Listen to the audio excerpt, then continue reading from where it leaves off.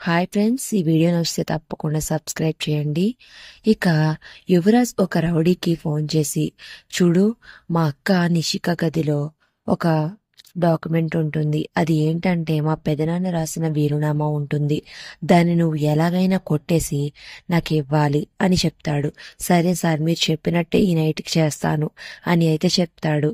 ఇక మరో పక్కన యువరాజ్ అయితే వైజయంతికి నిషికి ఇంకొక ప్లాన్ చెప్తాడు. ఇక ఆ ప్లాన్ అంతా విన్న తరువాత వైజయంతి అయితే అంటూ ఉంటుంది, అలాగే అబ్బుడా, నువ్వు చెప్పినట్టే చేద్దాం అని ఇక ఆ ప్లాన్ అయితే స్టార్ట్ చేస్తుంది.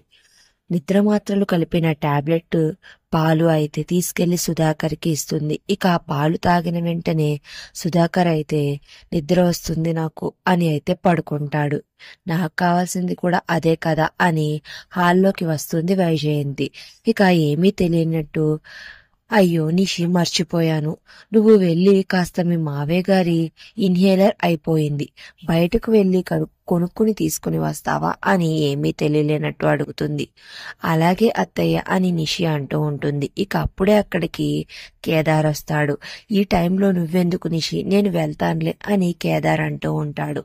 మాకు కావాల్సింది కూడా అదే అని నిషిక వైజయంతులు మనసులో అనుకుంటారు. ఇక కేదార్ బయటికి వెళ్తూ ఉండగా ఇక అప్పుడే దాత్రి కూడా వచ్చి, కేదార్ నేను కూడా వస్తాను పద, మనిద్దరం వెళ్దామని వాళ్ళిద్దరూ బైక్ మీద అయితే వెళ్తూ ఉంటారు. ఇక అంతలో ఒక రౌడీ అతనైతే వస్తాడు. అతను వచ్చి మెల్లగా ఇంట్లోకి అయితే వస్తూ ఉంటాడు. మరో పక్కన కౌశికి అయితే నిద్రపోతూ ఉంటుంది.